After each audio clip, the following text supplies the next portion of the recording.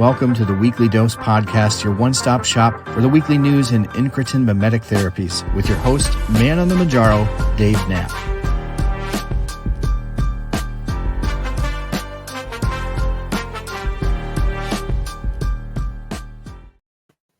Welcome to the Weekly Dose Podcast for the week of Tuesday, March 19th, 2024. I'm Dave Knapp, man on the MOUNJARO. That's why I'm here. You are on the pen.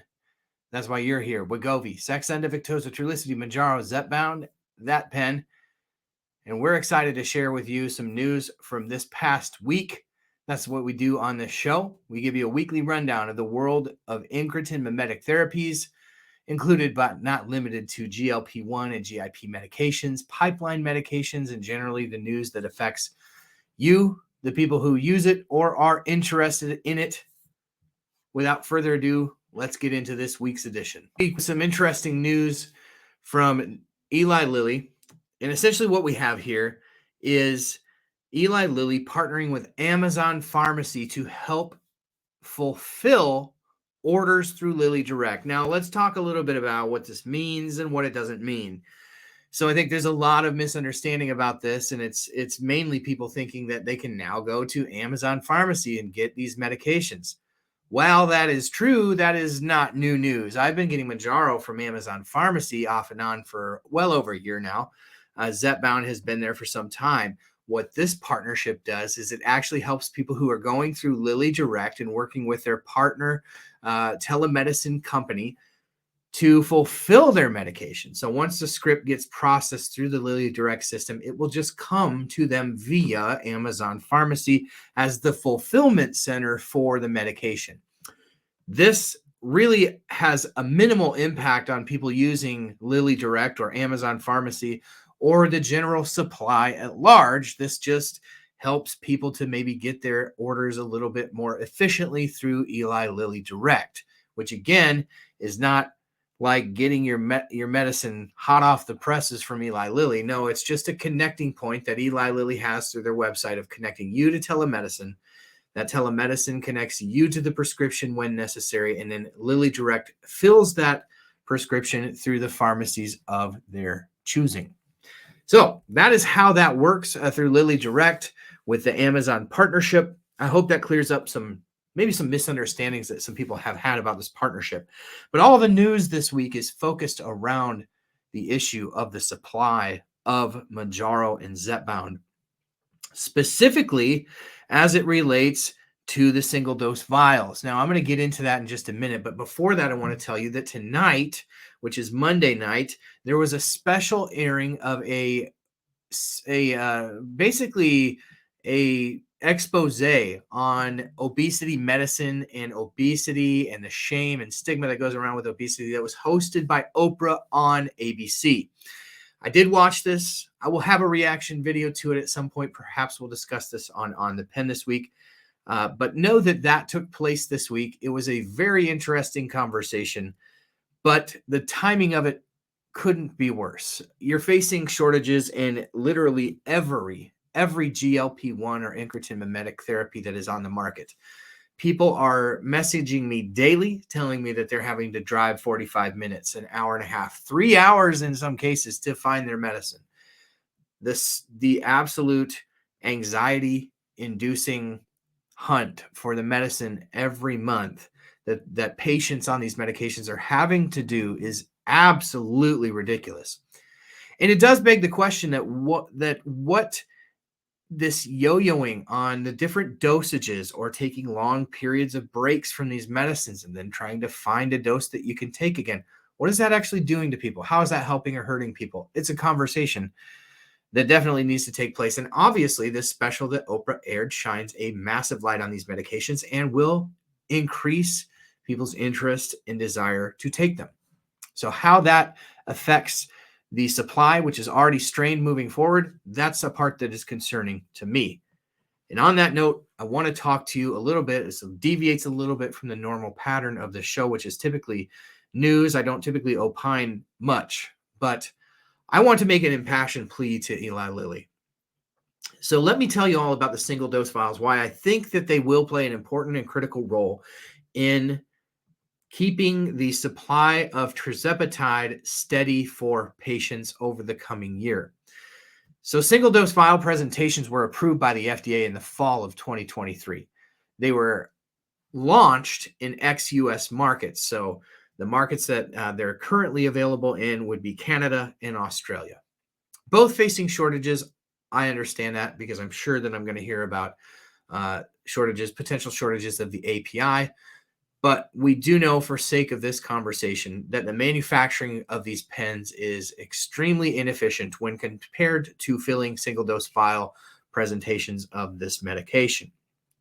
So let's just talk about how Novo Nordisk and Eli Lilly are handling these shortages differently and why I think that Lilly has built in a parachute here, and I would plea for them to pull that ripcord. So Novo Nordisk stopped making the starter doses of Wegovy when Wegovy went into an insurmountable shortage.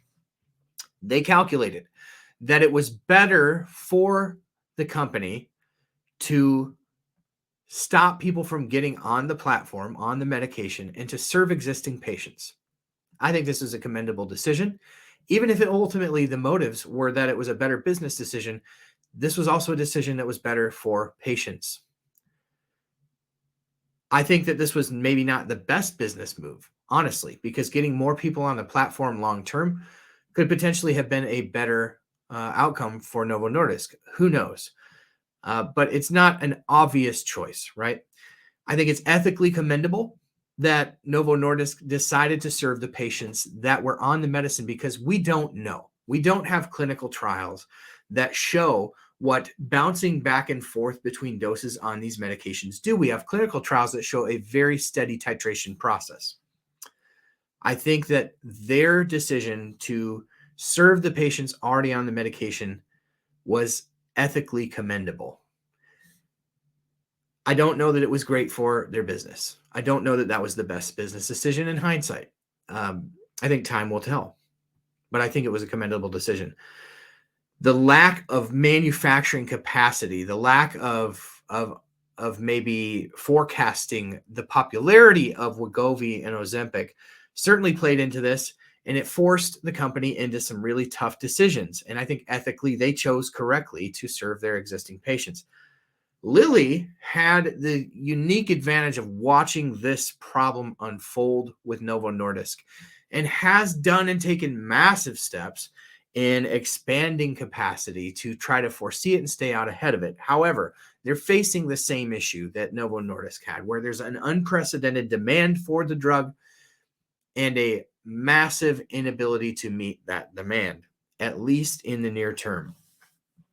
Having seen all this, you saw Eli Lilly move through the FDA, the single-dose vial presentation of the medicine, which is now approved in the United States. They built in a parachute. So when this thing came crashing down to the earth, they had a ripcord that they could potentially pull that would keep people on the medication, and that is these single-dose vials. Now, I understand, Eli Lilly, that splittable single-dose vials, when all of the dosages of these medications are the same price, doesn't immediately make business sense. But I know that at some point it will, because at some point it's better to serve the patients with what you can get them on than to turn them away. I'm not sure when that threshold hits, but I would implore you not to wait until it does, because people are hurting. People on these medications need access to continue therapy. They ought not be subject to this yo-yo of dosing, of lack of accessibility and extended periods of time off the medicine and back on the medicine. These were not things that were clinically trialed. And if that matters, it matters that you built in a parachute, and it matters that you pull it for the sake of the patients on the medication. I think Eli Lilly also has to consider CagriSema in the picture, that CagriSema will be coming. And this should encourage Eli Lilly to keep people on the platform of tirzepatide and keep them from looking in other directions. High dose Semaglutide is just around the corner. I think there are business cases to be made that the ripcord should not be pulled at the last possible second. Now is the time.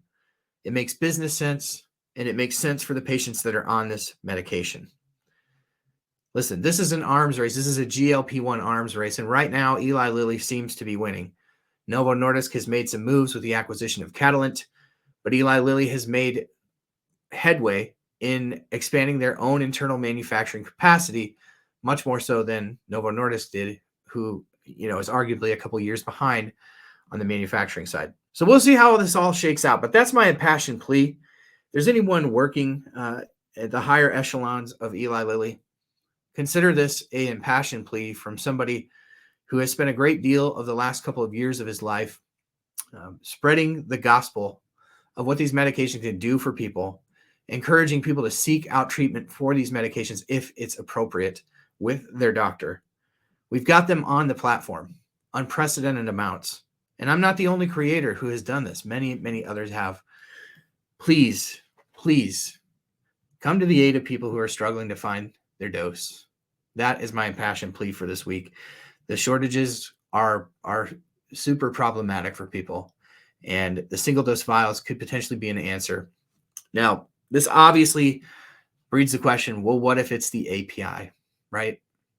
I think figuring out the API and making more of the API is less of a manufacturing hurdle. This is just my own personal opinion, is less of a manufacturing hurdle than is manufacturing and filling pens. I think they can figure that out. I really think this is an issue of single dose vials. I think with the scarcity in the manufacturing capacity, I think the reason that you're seeing shortages in the single dose vials overseas is simply an issue of where can that capacity make the most money now. They launched in those markets. They are there. They have a presence. People are experiencing it. The word is getting out, but there's simply more money to be made in the United States by tapping manufacturing capacity here. Release the single dose vials, please, Eli Lilly. That is my impassioned plea. So we'll see. We'll see what happens with that. Lots of other news going on in the world of GLP-1s. This week we heard from Fractal Health. So Fractal Health has a therapy called Rejuva that hit phase 1 trial. So we covered Rejuva about 7 months ago on the YouTube channel.